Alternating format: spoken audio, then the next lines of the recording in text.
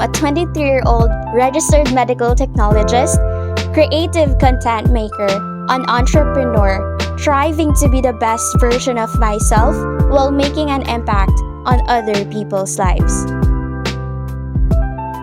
Be inspired, be influenced, and at the same time, grow and develop yourself with me from upcoming amazing speakers from all walks of life. Only here at 𝘯𝘯𝑟aineslavue. The views, opinions, and insights expressed in the following segments are those of the host and guest only. Viewers' discretion is advised. Tayo ng lahat kasi guys, ito na yung finale ng season 1, Lorraine's Review. Diba dapat bigatin yung speaker? So this person, sobrang, like I said a while ago, is someone that I really look up to. And she is a registered nurse rather. Kasi ako medtech, diba? She is a registered nurse. And she graduated from Silliman University last 2009. And their family is in the real estate and hospital businesses. So grabe talaga, diba? Into medical field and also entrep din talaga tong person na to. And she decided to take a leap of faith and not follow her family's footprints. Instead, she started an online business that gained an unpopular response from her friends, family, but right now, she's living the life. If you see her social media, guys, I want to be like her. Ganun lang masasabi mo. Kasi travel and everything, living the life, living the dream, and also doing the things she's passionate about. Diba? Pero not really, not really having problems when it comes to finances kasi business diba? That's how business works. And she has been traveling the world for 9 years. Oh, diba? Grabe! Yun talaga life goals and working online, helping people achieve their dream, income, and lifestyle. So, eto guys, magkakaroon kayo ng snippets about that part later on. And siya yung business coach as well, diba? Grabe, RN, business coach, an entrepreneur, a public speaker, diba? And a trainer. So, everyone, I would like to officially welcome sa Lorraine's Review and of course kayo mismo, diba, na makilala nyo na ang Celavib Ambassador and Emerald Director in a multinational company, Miss Josanne Griño. Hello, Mentor Josanne. Mentor Joe, hello! Hi and good evening everybody! Magandang gabi sa lahat. Maayong gabi. Maayong gabi talaga. I'm so kilig that you're here in one frame. Thank you for having me, Lorraine. Yeah. Thank you for saying yes. It's a privilege to host right now. Diba? I'm so kilig. But of course, Miss Josanne, Miss Joe, Mentor Joe, but pwede ba if I ask you to please introduce yourself? Kahit kanina medyo may mga nasabi na ako about yourself, diba? Pero it's kumbaga it's a big kumbaga ayan, ay kinikilig kasi, diba? So, syempre we would like to know about you more. Ayan, tell us more about yourself, Mentor Joe. Yan. So, hello everybody. Though di ko nakikita yung mga chat tsaka yung mga engagement kasi Lorraine and I are in the Zoom. Ayan. So, Lorraine naman will update me sa mga chika nyo dyan.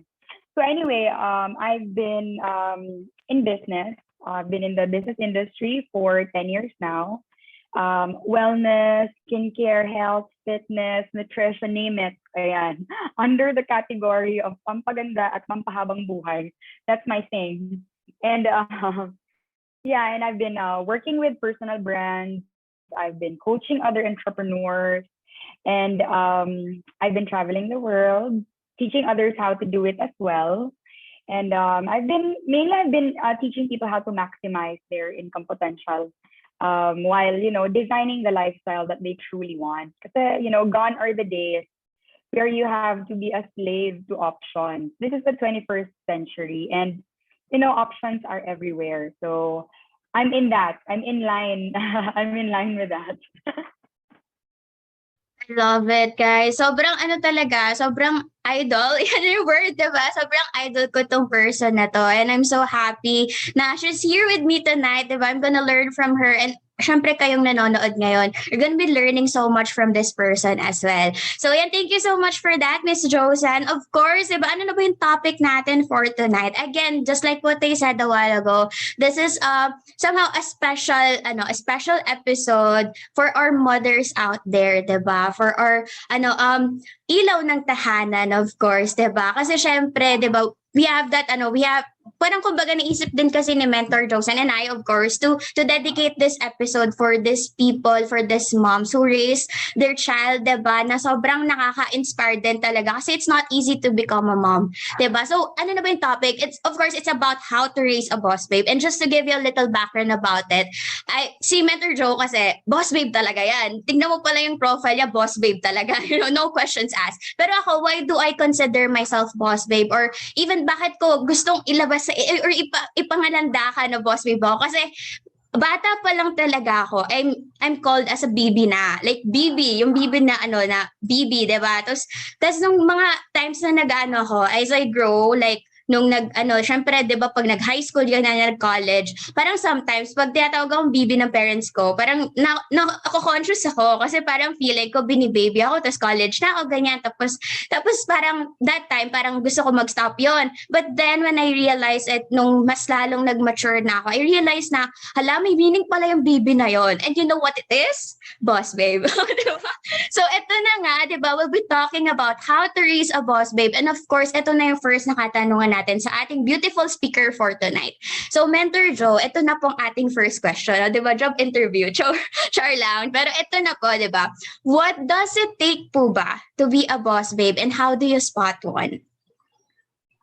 Ayun. So, there's a very good question. Kasi, if you're working in a team, you're working in a corporate, or you're in a job that requires you to develop, spot talent, retain talent, and you're in a business also of spotting, retaining, and developing talent. Those are two amazing questions. And what does it take to be a boss babe? So I don't think there's a standard for it, but ako naman yung personal definition ko is yung when you're aligned with your core, diba? Yung core yung pinaka-center mo. Ano ba yung pinaka-center ng isang tao? Ayan, when you walk in your purpose. Kasi diba there are two instances in your lifetime na napanganak ka. Okay, first is when you're born. Ayan, when you were given birth by your mother. Ayan, second naman is when you've discovered your purpose. So, walking in your purpose is very important. And life has a way of steering you from one direction to another. So you just really have to walk in your purpose. And it was so timely, that I was led to business. 2009, nag-close yung economy for nurses, and I graduated on the same year na nag-close yung economy. And I could have ranted, I could have blamed the government, I could have blamed the recession, but we can't because there are things we cannot control. And I was so sad about it because nursing is not a easy subject. It's not an easy course. So I swallowed the pill of 4 years to become a registered nurse, to take the exam and everything. Things didn't go my way, but I knew that I was walking in my purpose. It might not be in line with clinical nursing or working abroad, but I knew I love teaching.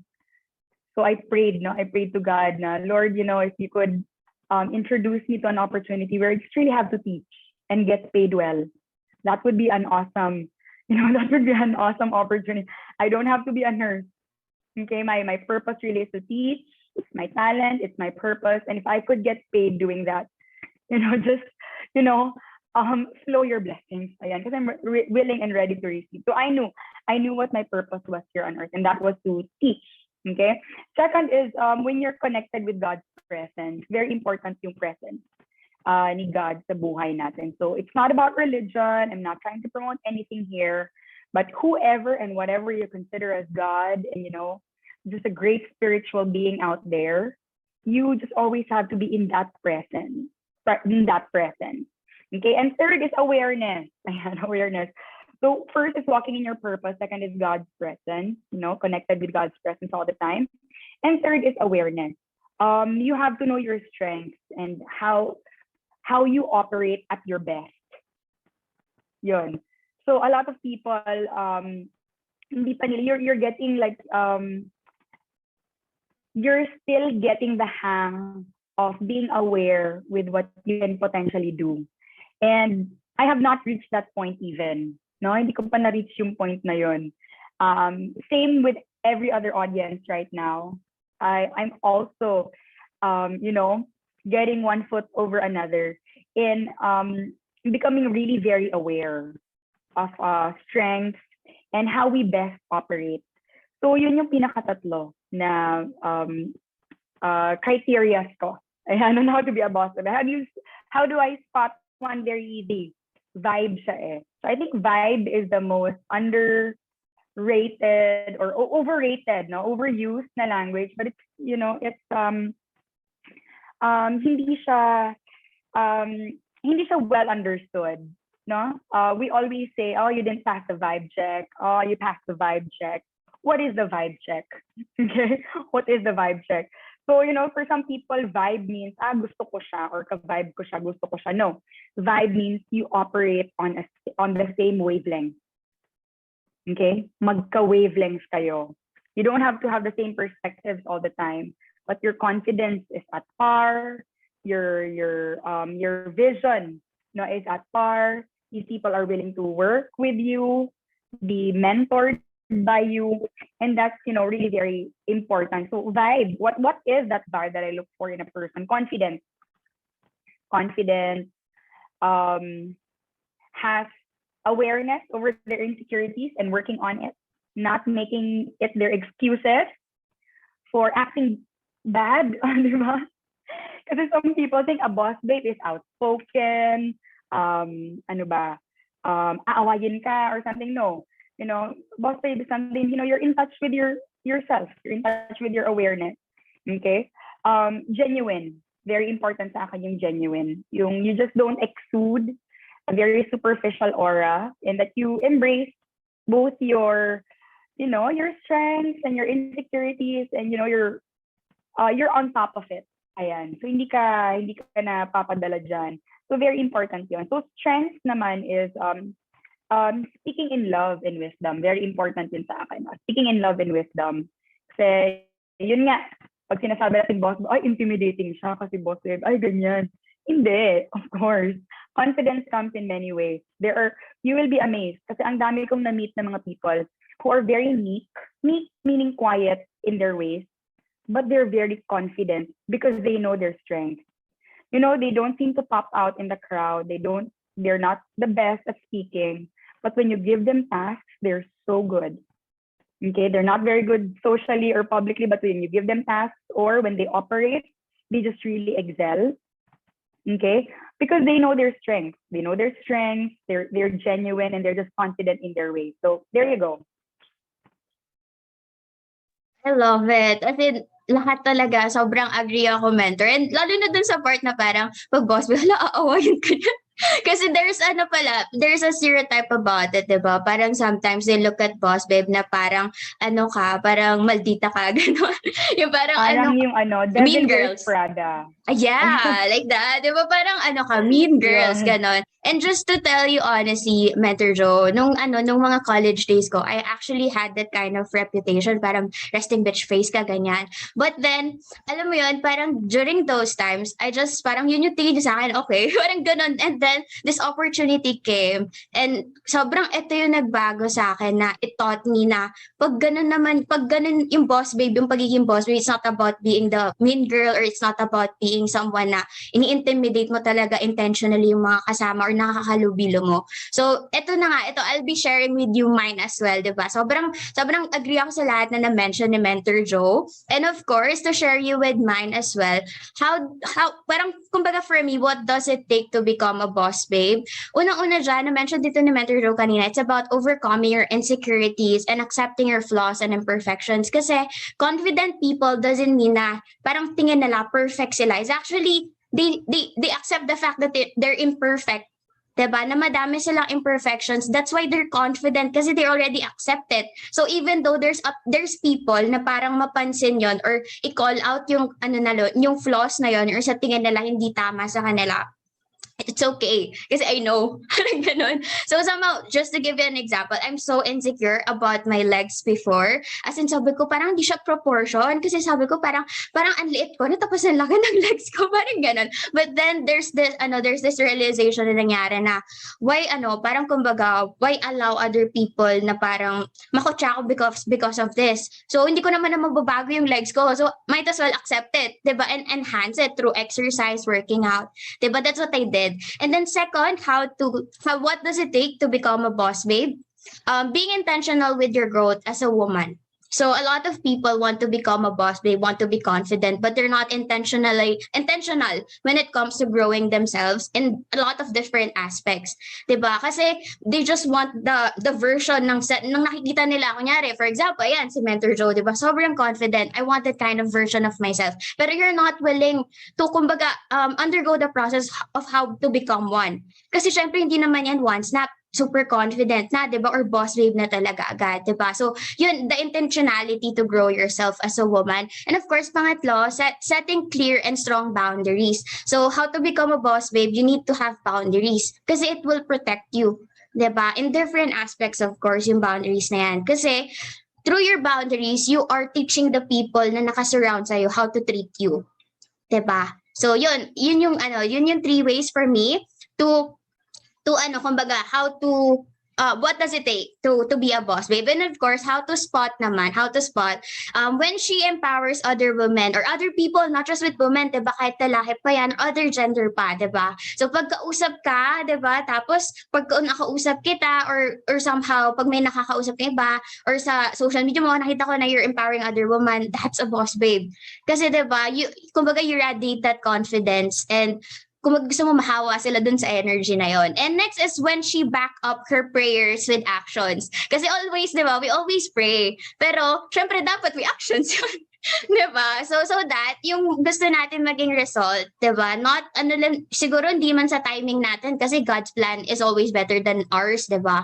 So, pag kumbaga, you back up your prayers with actions, that's a boss babe quality, diba? Masispot mo talaga yun. And next is when she leads by example.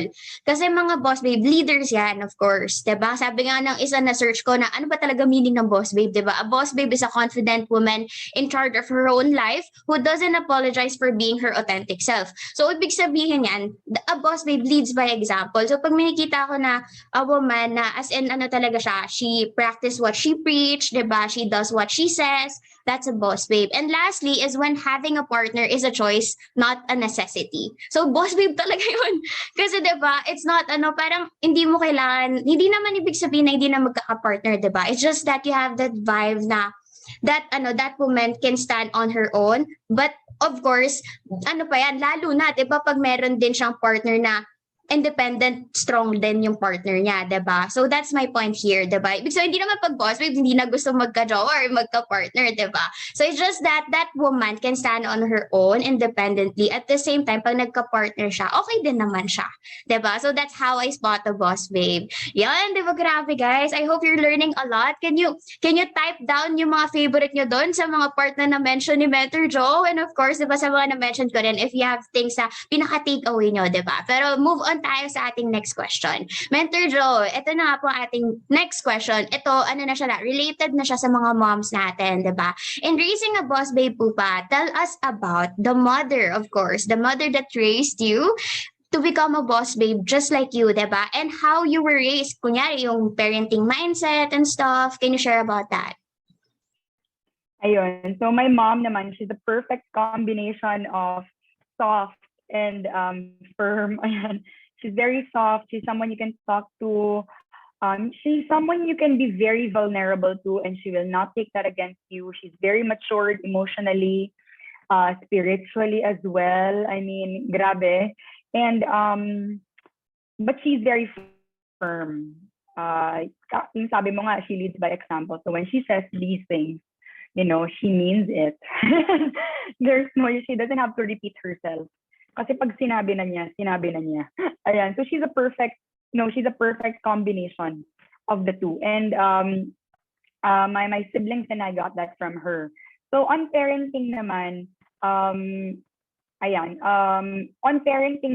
very tawag nito, very firm siya. She's a disciplinarian.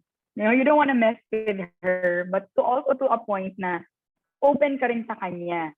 So she has rules. She makes us experience consequences. Kasi, you know, when she will always tell me, if I don't punish you, the world will punish you when you are out of my house. And I'd rather punish you inside my house than the world punishing you. Do you understand? And she will always tell me that. So on mindset naman, my mom kasi is she's separated with my dad, and she's a single mother. And you know, I've never heard her say anything bad about their relationship or anything like that. You know, that's her mindset. And she will always tell me, anak, when you grow up, sabi niya, single, married, husband or no husband, sabi niya, there's one thing you need to pass in life. Sabi niya, you need to have your own money. You need to be financially literate, and you need to be financially independent. Sabi niya, don't strive for that. Pag may anak ka na, di ba? Do it as young as you are. Establish yourself as fast and as young as you are, so you can enjoy life and you can travel like crazy. Yun talaga yung sabi niya sa akin. So sabi niya, you know, don't wait for these things to happen. Children or no children, husband or no husband, you have to have your own money. That's one test in life daw yun na dapat kong mapass. Sabi niya, sa lahat ng test in life na dapat mong mapass, finances is a test you need to pass. Kasi if you don't pass that test, and you know, it's the real world, diba? You can't keep on failing that test kasi life yun. That's your life. And she told me that. So tumatak din talaga siya. In fact, when I was 21 and I was a registered nurse already, even when I was broke, had no job, she did not give me money anymore. Sabi niya, you're out of college. I'm done with you. It's up to you to do what you want to do in life. Whatever it is, you're on your own. Sabi niyang ganyan. So it was a luxury to be home. It was a luxury to stay at home. But no more aid, no more financial aid, no nothing. So the last support I got from her was the startup capital for my business. And that's it. That was the last money she gave me. And that was the last money I asked from her 10 years ago. And it was up to me, you know, that was a seed. No, it was up to me to grow that seed. It was up to me to grow my trees and to take care of the seed and grow my trees. That was the last thing. No excuses. Like I would sleep at home and do nothing, you know, and she showed no mercy, you know, as in she showed no mercy. She was like, you can either just lie down there and do nothing, or you could do something with your life right now. It doesn't have to be nursing. You don't have to figure it out right now. You don't have to know when the economy is opening. You just have to get your butt moving. Sabi niya, galaw-galaw lang. It will take you to that direction.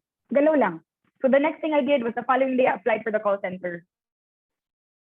I applied for a BPO. Kasi sabi galaw lang daw. And I started earning money. And then it led me. It led me to an amazing business. It led me to an amazing opportunity. So, you know, I'm not trying to be insensitive with mental health right now because I'm a nurse and all. And, you know, we come from a family of, you know, we have medical backgrounds and all. But my mom was so ruthless about that. You know, I told her I had mild depression. I don't know what I'm doing. I graduated from a course na hindi naman pala in demand. Alam niya, I feel so bad about myself. What now? Sabi niya, you can either do that and feel sorry for yourself, or you could just, you know, pick up yourself. Sabi niya, it doesn't have to be nursing. Okay? Sabi niya, just move your butt. Just do something. Or what? Just do it. So she really is a woman of action. And I really like that about her.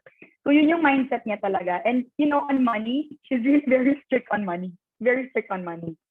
She saved a lot. She showed us how to save. And she taught us how to invest, when to invest.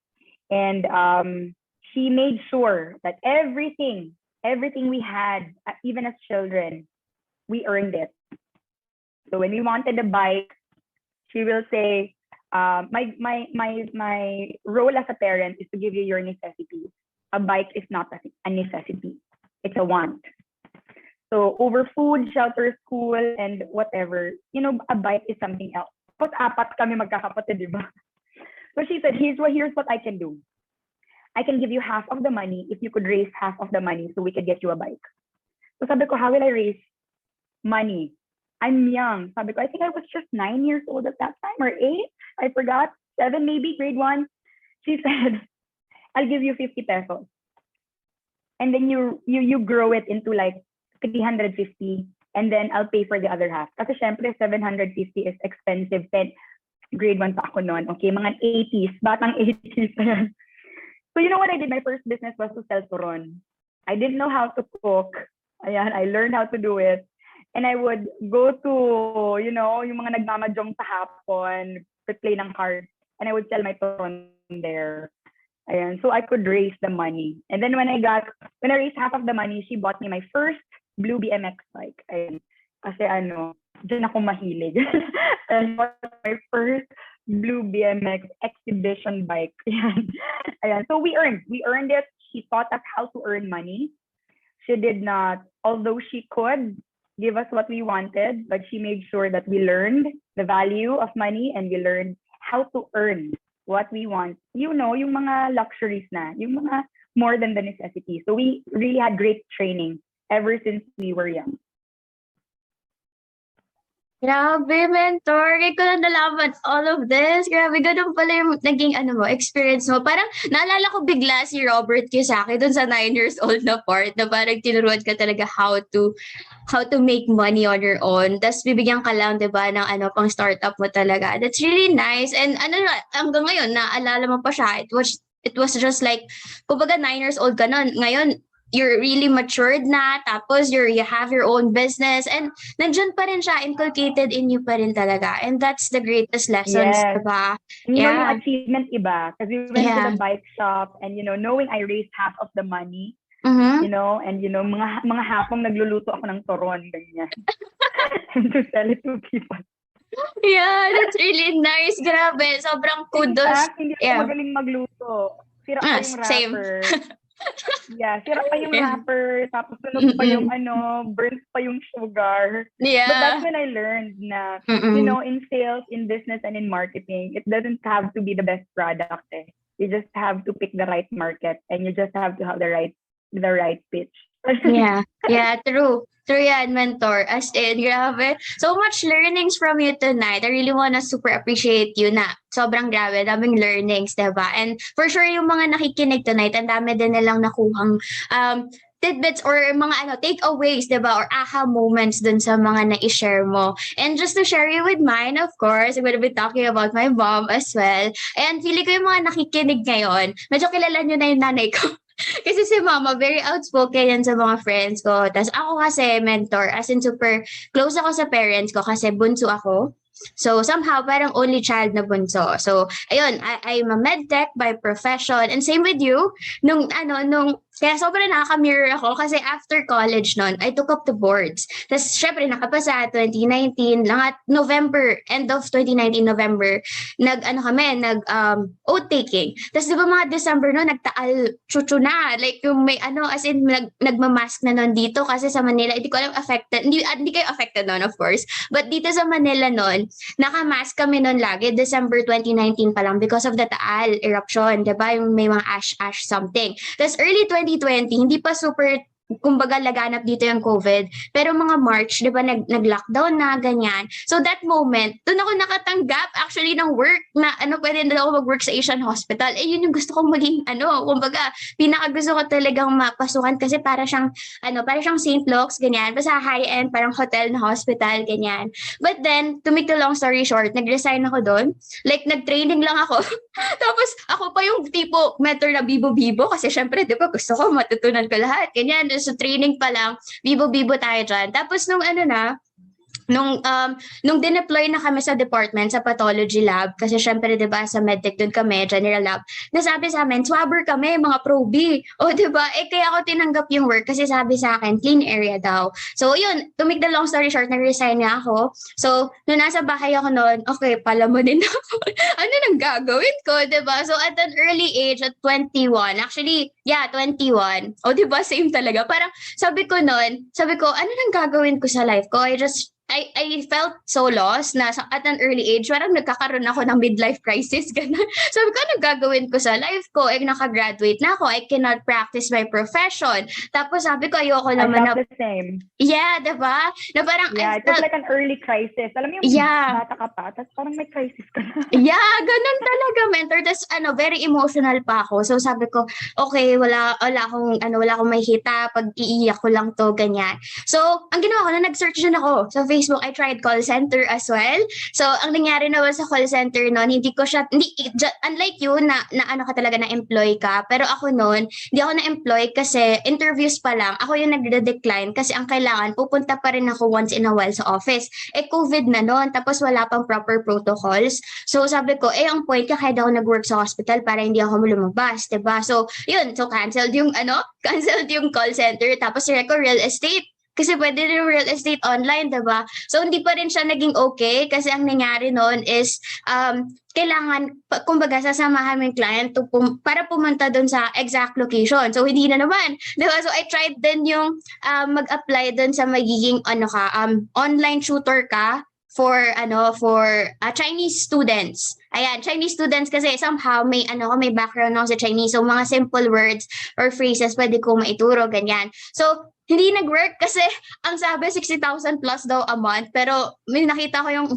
kumbaga review ng company, hindi siya okay. So sabi ko, I don't want to work in a parang toxic environment, ganon. So I look at the environment kasi talaga. And so ito na nga, nakita ko yung isang post ng isang page na hindi ko akalain na ang may-ari ng page na yun is actually a medtech. And siya yung staff ko nung intern pa lang ako sa San Juan de Dios. So to make the long story short, that's how I started the business. Wala akong pang kapital. Same as with you kasi wala naman akong ipon noon, 'di ba? Wala pang financial literacy nung college. Gastador talaga akong gastador. And then nung time na yon, I just wanted change. I just wanted to do something na mapuprove ko sa sarili ko somehow, 'di ba? Parang ganon. So, ayan, just to talk with you na about my mom, of course, kasi siya na lang main topic natin, di ba? Pero sige, yun nga yung naging reason kung ba't din ako nag-business. So, my mom is a strong woman because of her experiences. Sobrang strong na talaga, solid when it comes to, very emotional siya, just like me. Feeling ko sa kanya ko yun na mana. But kahit emotional siya, sobrang strong niya talaga. Kasi, she's the eldest sa magkakapatid, and at a very young age she was forced to grow up and take responsibility dun kahit bata pa siya, like mga 16 years old pa lang, as in na talaga, yung level of responsibility sobrang taas na, and she was a young mom as well during that time. So kumbaga naging siya, young mom siya during those times, and she's someone who's forced to grow up because of the environment, like sa family-wise, diba? Like sa situation and circumstances niya nung bata pa siya. And then, she was someone who dreamt of becoming a police. Gusto niya maging police. O, diba? Grabe yung personality. Kasi she wanted to become a police. My mother also. Oh my gosh! Meant to be tayo.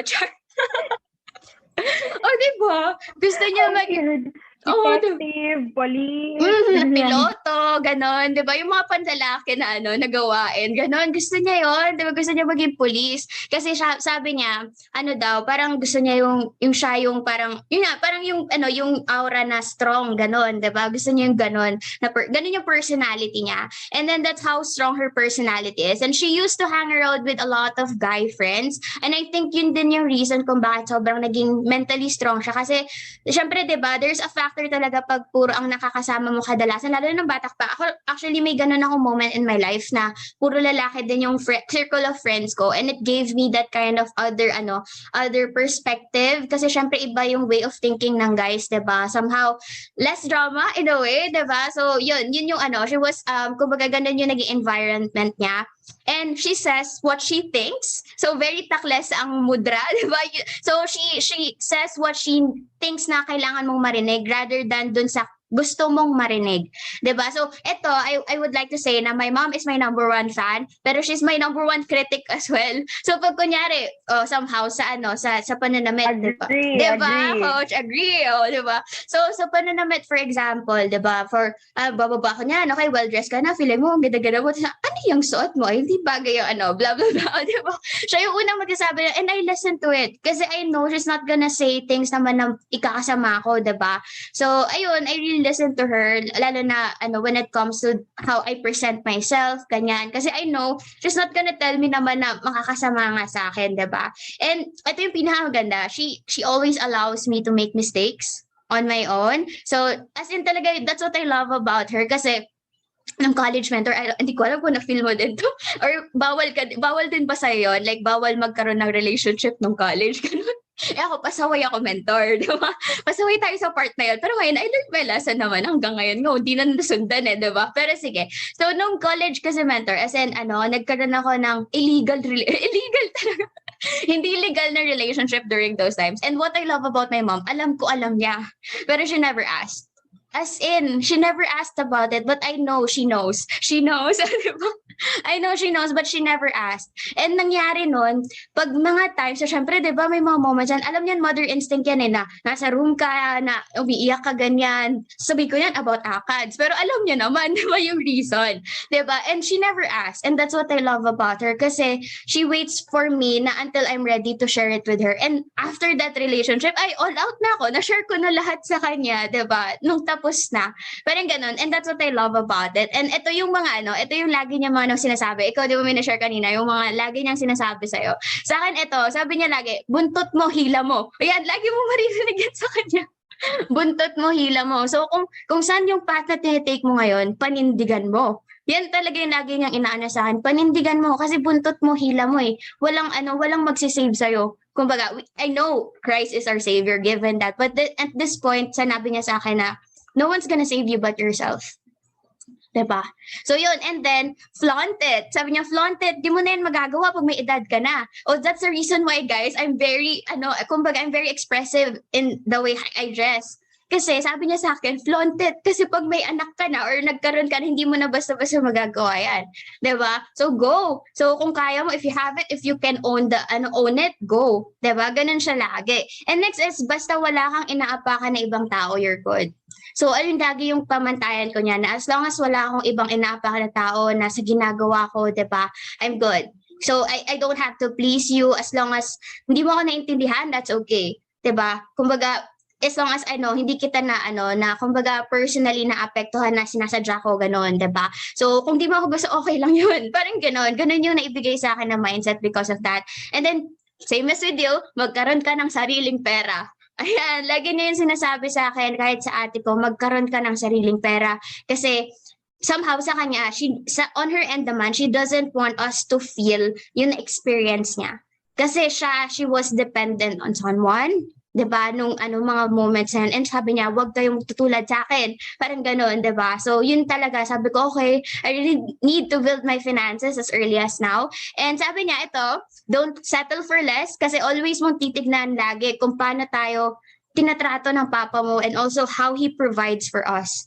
'Di ba? And dapat yung pipiliin mo, may higitan yun. 'Di ba? So, yun yung lagi niya sa akin sinasabi. Kaya, ayan, mentor, hanggang ngayon, wala pa talaga. Alam niyo na kung bakit. O, diba? So, lastly, of course, sabi niya, tamad ka, Lorraine. Kailangan mong ma-afford maging tamad. So, that's why I'm building it kasi I know the lifestyle that I want. So, kailangan ko siyang i-work on. So, yun na nga. Ayan. So, I'm so happy. Para lang tayo nag-chika, mentor. Pero sige. So, dun tayo sa next question natin. Diba, Mentor Joe? Ayan, napaparami ang ating mga viewers for tonight. Diba? Pero sige, itong question natin, Mentor Joe. Is it a qualification for a mother or a guardian or even a mentor to be a boss babe herself, to be able to raise an effective girl boss or confident and independent woman? Ayan, syempre, that's a very good question. Syempre, you cannot impart what you do not know. You can only teach up to your own level. But if you want to better, better the children, you want to improve the next generation, you don't have to do it on your own naman. You can always expose them to different communities. You can always expose them to different learning. And my mom did a very good job at that. Kasi our hospital, kasi our family business is nasa rural area. And of course, she wants to better me. Diba? Gusto niyang mas magaling ako sa kanya. No, she's a doctor who runs her own hospital. And of course, she wants me to be better than her. And she exposed me, no? She exposed me to different people. Pinapakilala niya ako sa different communities. And I think that's what's really humbling about her is that she was parenting us, but she also allowed us to learn from other people. And she also allowed us to be exposed to other people. So yes, kasi you cannot impart what you do not know and you cannot share what you don't have. So partly it's you. And it doesn't only have to be you. Ayan. So marami naman. My mom had a lot of help raising us magkakapatid. And of course, nandun yung mga siblings niya, yung mga uncles and aunts ko. They helped rear us naman. So it was a whole, sabi nga nila, it takes a village to raise a child. O, di ba? So if you think, no, this is a good community or this is a good, these are good adults who can be of great influence to my children, diba? You can actually share the space and share the spotlight to these people who can actually mentor other people, like your children for some reason. Ayan. Kasi our goal is to allow, for us to allow the next generation to be better versions of us. Ayun. And it took a lot of development. Ayan. Took a lot of development. And since first girl ako sa magkakapatid, no? I'm the second. Okay, pero ako yung first girl. So my mom was so careful about my beauty. My mom was so careful about me not getting scars. Ako pa naman yung very sporty and outgoing. Yung tatawagan siya kasi nahulog ako sa kanal, yung mga ganyan. So tingin niya, ano ba ito anak ko? Diba? Yung mga scars, like si Josanne nahulog sa tree, ganyan. Umakyat ng punuan ng mangga. Nahulog siya, ganyan. So yung mga ganyang mga scenarios when we were growing up. And she was just so protective of me. But there was this one incident talaga na tumatak sa akin. You know, one day I went home. Sabi ko, Mom, can you buy me whitening product? Sabi niya, bakit? Sabi ko kasi, uso yung mga clean and clear, yung mga pants, kaya yung mga whitening stuff, black and white, mga ganyan. Black the sun, di ba? Tapos mag-whiten yung skin, yung mga ganyan. Stuff like that, like whitening lotions. And I grew very insecure about my skin. I got my skin from my dad. My dad is a very handsome Chavacano. And I got my spunk from him. Ayan, the skin and the features. And I really grew very insecure about it. I was bullied a lot because of my skin. Plus we grew, just beside the ocean. So if we wanted to go to the beach, go. Tapos wala na, hindi naman uso yung mga sunblock dati, di ba? So I grew very insecure. I went to school. We would go home every weekend to that house in front of the beach. And then, when we go back Monday sa school, maitim ka na, alam mo yun. So, I got bullied a lot. And then I asked my mom to buy me a whitening lotion. And that was a breakthrough. Super breakthrough talaga yun ng aking buhay. Now, sabi niya na, if you can't accept your skin right now, and if you can't accept who you are right now, the world will never accept you. So you have to start loving that skin because I'm not buying you anything. You're going to have to accept that and you're going to have to love your skin. I'm not buying you anything. Ganun lang yung mga conversations. Sabi niya, but I really begged for her, di ba? Pero sabi niya, no, there's no way I'm buying you that. So yun na-embrace ko yung design ko, God's design for me. Very important yun. So, going back to skin, ayan. Self-care, self-development is very important. Now, when we say self-care kasi, it's not just about skincare, pampaganda, self-care, yung you buy yourself things, bubble bath, ganyan. Self-care really is a lot of development, and self-care really is about being mentally fit, your fitness is, you're on top of your fitness game, and you are spiritually aligned. That's what self-care for me really is. It's more than it's more than relaxation, it's more than comfort, it's more than pampaganda. Ayan. But a huge chunk really of my self-care really is on beauty and fitness and food, good food. Okay, so when we say good food, these are healthy food. Ayan, as we progress in our wellness journey. Ayan. So since now we're talking about skincare and all, syempre magsi-shameless plug ako. Okay, magpa-plug ako shameless. Sure, I love it. Go, mentor. Ayan, okay. So I recently signed with 𝘯𝘯. It's an Asian brand for the skin, and everybody you should be able to try that. Okay. I have never seen an Asian brand that fits very well, especially for the Filipino skin, for the Asian skin. Pasok na pasok siya sa ating tropical weather. There's just really so much more about it. This will require a different session. But make sure to ask Lorraine and make sure to message me if you're into that. If you're in the line of skincare and health, make sure to message Lorraine and I so that we could get to that. Ayan, diba? So how about you, Lorraine? What is self-care for you? Ayan, how do you... Ayan, back to you. Yeah, thank you for that wonderful question. Ay, wow, Miss Universe. Pero yeah, yung sa self-care, I completely agree sa mga na-mention mo, Mentor Jo, na hindi talaga siya yung merely spa or partly, 'di ba? Part 'yon, 'di ba? It's actually sa akin yung self-care is how you talk to yourself pag sobrang down ka or sobrang, alam mo yun, nandun ka sa mga moments na you don't like yourself. So how do you talk to yourself dun sa mga moments na yun? And yun, how do you take care of yourself? Do you still do the things that you know that your body needs pag sa mga moments na down ka, or yung mga moments na parang you just don't feel like it or like doing it, diba? So, yan na nga. And just to share with you, ayan, mentor, oh my gosh, she's a 𝘯𝘯 na nga. Kasi I just tried it out just recently lang. Like, ayan magpaano talaga yung skin. nung mga last week lang. Kasi, eto, to tell you honestly, super tamad again ako sa skincare. And pag nakikita ko yung stories mo, okay, sunscreen is the holy grail, kailangan, that's anti-aging, ganyan. Sabi ko, kailangan ko na ata makinig kay Mentor Jo. Tapos sabi ko, ano ba yung kailangan ko unang gawin? Kasi for your information lang, before, I was into, like yung sinasabi nila ng mga step by step, tawag din, mga rejuvenating set, pero hindi sa akin tumatagal talaga kasi parang sabi ko, parang hindi siya okay for my skin. So, since then, nag-stop talaga ako sa skincare kasi personally, I don't know how to do it. Kasi sinasabi nila na you don't need it naman, Lorraine, blah, blah, blah. Pero recently nga, 2 weeks ago, I felt like sobrang dull na ng skin ko. Tapos to be specific, mentor, dito sa area ng skin ko na to, dito, parang sabi ko, nagkaka-wrinkles na ako. Bata-bata ko pa, 23, may wrinkles na dito, diba? So sabi ko, I need to do something as early as now. Tapos sabi ko, sa mom ko, anong kailangan ko gawin? Ganyan. Sabi niya, mag-invest ka na nga kasi sa skincare. So, ito na nga.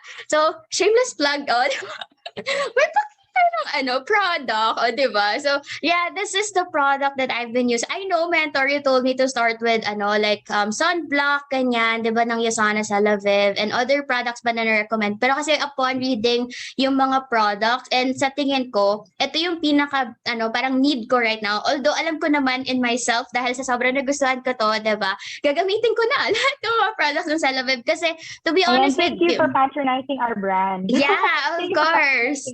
Diba? So, sobrang nakakatawa kasi, mentor, to be honest with you, ito lang yung sinasabi ko lagi sa mama ko.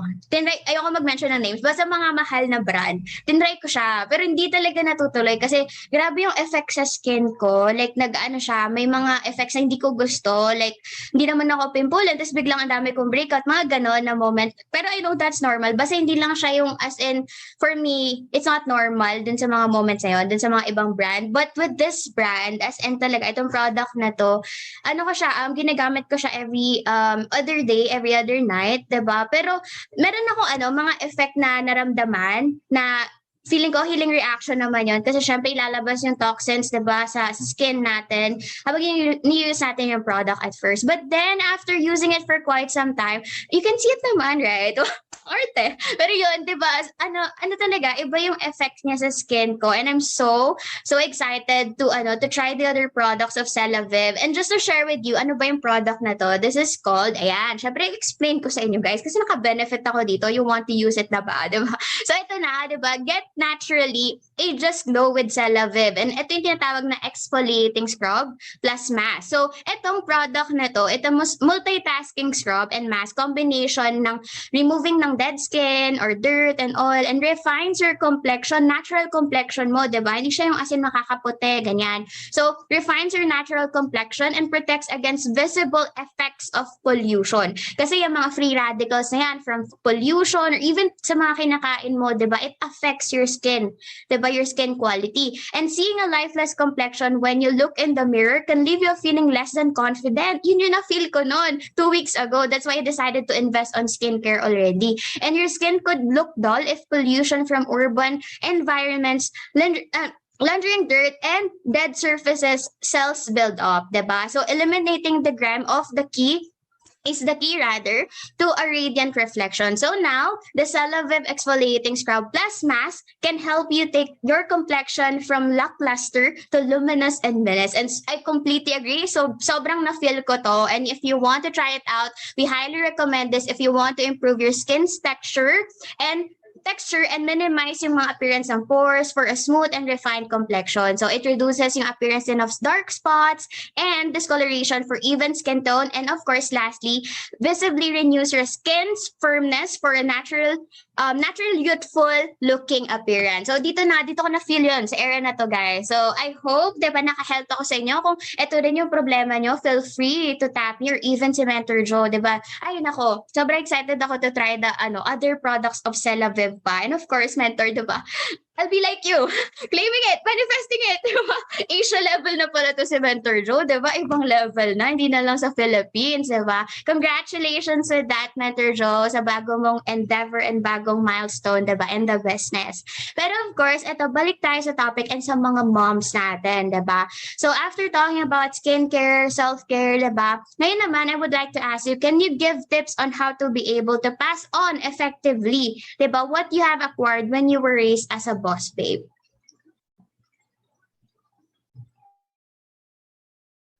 Ayan, so that's a very good question. Kasi impartation, no, means teaching. Okay? To impart is to teach. And one way to teach is to live those principles, because people observe you, people watch you. You might not be we will never be perfect, but at least very consistent yung mga principles and values yun sa buhay mo. You know, and when they notice na, this person, you know, ito talaga yung mga values niya talaga. Okay, ito talaga, these are the things that she upholds. Okay, that's very important. You know, live those principles. I apply them in business, in people, in money, in myself. And I always ask, you know, when I'm down, kwento mo kanina, diba, self-care is being able to talk having healthy talks about, you know, when you're down. That's really very important. Now, when I'm down, I always ask myself, no, what will my mom do? If this was my mom, how would she do this?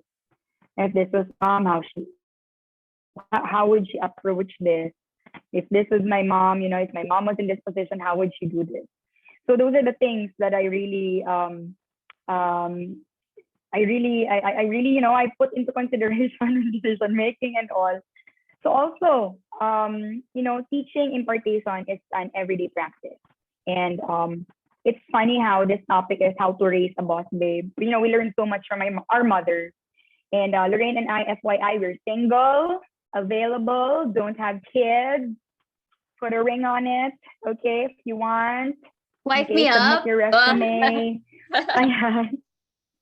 Submit your resume at josanne@gmail.com. Anong email mo, Lorraine? Mag-shamelessly plug na rin tayo. lorraineslavue.business@gmail.com. O welcome na welcome mga resume dyan for potential. Okay, So yes, and don't forget to include income bracket, okay? And a copy of your BIR and ITR. Just to make sure. Yeah, no, kidding aside, you know, it's so funny how this is entitled How to Raise a Boss Babe. Lorraine and I don't have children. But, you know, you don't have to have children to be able to impact other people. And you don't have to have your own children to lead, to parent, to impact, to cause change in the next generation. It could just be it could be the little girl next door, who just needs, who just needs a smile from you, who needs an encouragement. And importation naman is everywhere you go. Kahit saan yun. Okay, kahit saan yun. Importation is anywhere and everywhere you go. You don't have to wait to have children. Okay, you have to walk in that purpose, you have to walk in that spirit, and you have to walk in that light. Very important yun. Okay, and that, you just spread your magic dust wherever.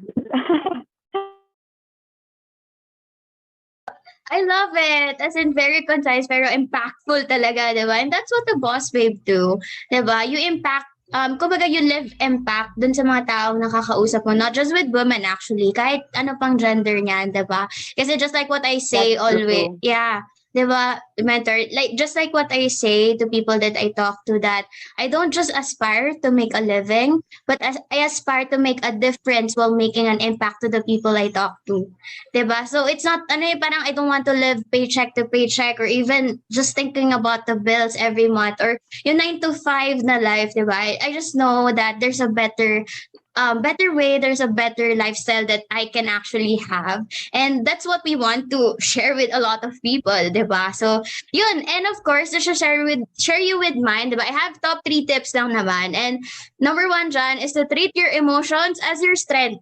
Kasi, again, I'm an emotional person, and I think a lot of women are emotional naman. It's part of us, like very expressive tayo. And kumbaga, I'm telling you right now to express it.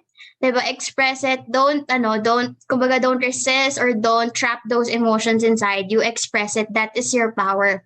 Diba? So next is boundaries will protect you.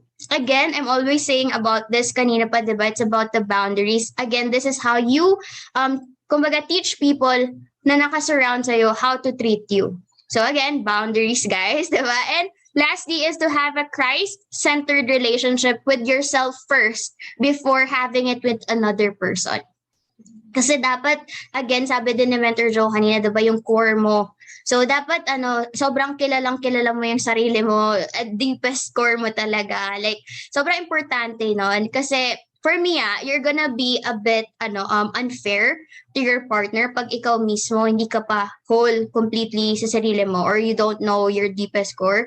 Kasi, dyan lalabas yung insecurities, na maapektuhan din yung relationship, diba? Dyan lalabas yung mga, yung mga bagay na maka-apekto dun sa relationship nyo. So for me, have that healthy, Christ-centered relationship first with yourself, and then share it to the partner na you want to share it with, diba? Kasi dun mo rin maano yung standards mo for a relationship. Kasi pag alam mo yung gusto mo, kilala mo yung sarili mo, you'll know kung sino din yung gusto mong i-share yung ganong qualities na meron ka na. Kasi you will know what you bring on the table. Oh, wow, diba? So, ngayon na, Mentor Joe, diba? Since pag-usapan na natin yung mga different talks about being a boss babe, ano ba ang boss babe, how do you spot one, diba? Ito na, of course, darating tayo sa moment na tinatawag ko lagi dito sa Lorraineslavue na pabaon. Diba? Ano na po ba ang ating pabaon dyan sa mga viewers and also sa mga makakapakinig, makakanood ng replay na to? And sobrang excited din ako to hear this from you, diba? Ano ba ang pabaon ng isang Mentor Josanne Griño sa mga nakikinig ngayon? Ayan. So, it has been a fun talk, and I'm sad it has to end. Ayan. Okay. Mga last tips ko. Ayan. So, my mom and I, she was not just a mother to me. She's an amazing mentor. So, if you could be a mentor to anyone right now, it doesn't have to be formal. Uy, ina-mentor kita. It doesn't have to be that way. You don't have to choose or anything. But if you could mentor anybody, in the smallest way, do it. If you could impact anybody in the smallest way, do it. And my mother and I, we didn't only have a mother-daughter relationship, we had a mentoring relationship. And I honored that and I respected that. So sometimes mommy ko siya, pwede ko siyang ibuli, ayan, niloloko ko siya. But most times when I need her, she really is a mentor to me. So, hindi lang ako, no? A lot of people who knew my mom, kahit hindi niya anak, ayan, kahit hindi niya anak, anybody who knows my mom, they will say, your mother has been an amazing mentor to me.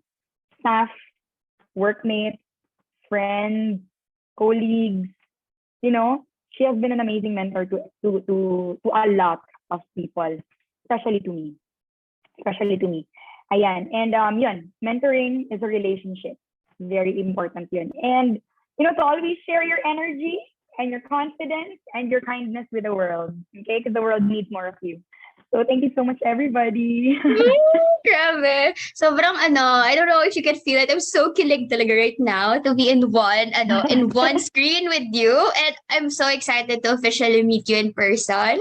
And I am so excited din sa mga pa din natin gawin together. Like, you invited me to scuba dive. Oh my gosh, I'm so excited for that.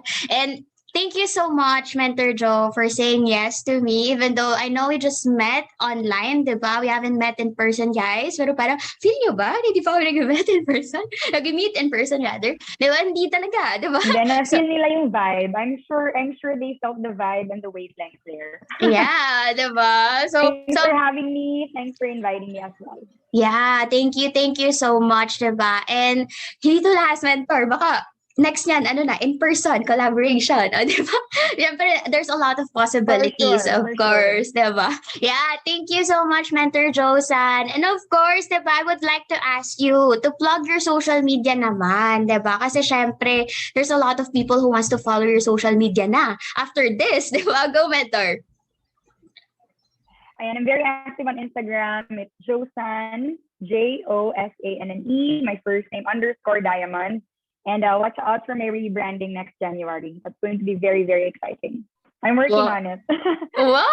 I love it. I'm so excited to see that. Diba? Guys, follow nyo na. Sobrang ganda ng contents and sobrang good vibes. And yung vibe niya, gusto nyo mahawa, ayun, i-follow nyo na siya sa IG, diba? Or even add her here on Facebook, diba? Again, @Josanne_diamond. And just to share with you my last message, kasi of course, you all know, diba? Ayan, medyo mag-ano lang tayo ng onting minutes. Like, mag-over tayo ng onting minuto, diba? Kasi, ito na yung last natin for this season, diba, of Lorraineslavue. And I just want to take this opportunity to thank all the people, kumbaga, na naging part ng Lorraineslavue, or even dun sa mga tao who believed in me and also who supported me. And then, gusto ko sila i-enumerate lahat, of course, diba?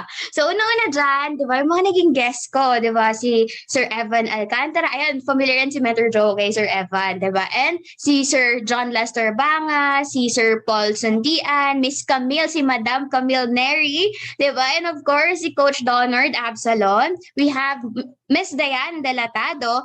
Again, si Sir Evan, twice ko siya naging diba? Naging guest. And we also have Piming Gito. We also have si Coach Irish Lim, diba? Also MedTech. And si Miss Xiao Dito Kalan. And of course, diba? Si Miss Dichi, ang ating last week speaker. And of course, lastly, diba? Mentor Joe, thank you so much for being part of Lorraineslavue Season 1 and for supporting and for making time, of course. Siyempre, diba? Making time talaga tong episode na to. And thank you for the people who's with me from episode 1 to episode 12 na nandito talaga na nagbe-message din sa akin telling me how helpful yung mga videos, diba? How helpful yung mga nagiging speakers. And of course, thank you again for accepting the invitation to learn with me from these amazing speakers na mga nagkaroon tayo for the past 12 episodes. And just to share with you, may mga times na I didn't want to show up, na ayoko talagang mag-live. May mga times na I didn't want to upload a certain video kasi ako, perfectionist ako. And just to share with you, lahat kasi ng mga naging topic dito, guys, lahat yun, na-experience ko siya for last year. So, nung nag-start ako ng business, so na-compile ko lang yung mga katanungan na yun sa sarili ko. Or yun kasi yung mga tanong ko sa sarili ko, sinesearch ko yan sa Facebook, sa YouTube, diba? So, kumbaga, how to become someone, how to be a boss babe. Actually, ang sinesearch ko is exactly how to be a high-valued woman. O, diba? So, yun yung mga bagay na sinesearch ko sa YouTube. And, of course, yun naman yung mga naging content natin ngayon. And again, may moments no na parang ayokong i-upload yung video kasi sometimes pag pinapakinggan ko, syempre pag ine-edit, diba? May times na parang sabi ko, hala, I said the wrong word. Hala, wala namang ganung word. Ba't ko yun sinabi? Hala, I said the wrong things. Walang point yung sinabi ko. So, sinasabi ko yun dun sa nagbe-mentor din sa akin. Sabi niya, no, upload mo. Ay, upload mo. So, yun, sunod lang ako, diba? Kasi I know naman, it's not gonna tell me na, it's not gonna make me do things na may kakasama din sa akin, diba? So, I just continuously show up and of course, na-build yung commitment, of course, and yung consistency, diba? And ayun yung nakatulong sa akin. I wanna thank yung family, friends, community who supported and pushed me to do it. Kasi ayoko din gawin at first. Kasi sabi ko, walang makikinig sa akin. Wala namang minsan point, diba? Walang point, 'di ba, na kumbaga sa mga sinasabi ko, ganon. And of course, eto na, last na to guys. Ang dami ko sinasabi, but taking this opportunity lang kasi last na to, 'di ba? So, what this season 1 taught me is to show up as you are. So, you don't have to be super lagi kang okay, 'di ba? Just show up. And next is you're not perfect, Lorraine. Yun yung sinasabi ko lagi kasi perfectionist nga tayo dito. But then, this taught me na walang perfect. And I was able to know myself more in a deeper level kasi again, I've been learning a lot from different speakers every week, 'di ba? And thank you for being part of Lorraine's Review Season 1 because this is just a beginning. So expect more for valuable contents just like this. So go Mentor Joe, may gusto ka pong i-add? And in line with mentoring, I would like to give a shout out to my mother in the business. When I was very early in my entrepreneurial career, I would like to give out shout out Daisy Balaguer. She's an amazing mentor. She's an amazing mother to so many boss babes, to so many growing boss babes. And, she really taught me to embrace my shape. Ayan. If you know her, she has an amazing training about shape. Ayan. Sabi niya, embrace your shape. Kasi tayo lahat magkakaibang shape. Ayan. So, Mentor Daisy, I know you're listening right now. I love you so much. And thank you for 10 wonderful years. Yes, thank you so much, Mentor Daisy. I just went to her house last week, and sobrang grabe, boss babe din talaga yun, diba? Thank you so much, Mentor Daisy, for watching, and I appreciate you as well, diba? So, yun na nga tayo, guys. This is the end of the live because syempre, darating talaga yung moments na mag-i-end ang mga bagay-bagay, but I would like to request and would like to remind you that don't forget to like, subscribe, follow, and share this with your friends, family, diba? And comment your content suggestions. I would highly appreciate that. And for more updates for the next season of Lorraine's Review, follow me on IG and TikTok at I am Lorraine D, double Y, and on FB and Spotify, Lorraine's Review. Ayan. So again, I would like to remind you always that whatever is thinkable is possible. Kung naisip po, di ba, may mga malaking dreams ka dyan ngayon, may mga ambition ka, that's possible. Kasi naiisip mo siya, di ba? So, don't forget to make someone smile tonight, okay? So, thank you again, Mentor Joe, and God bless you always. Thank you, everyone. Bye!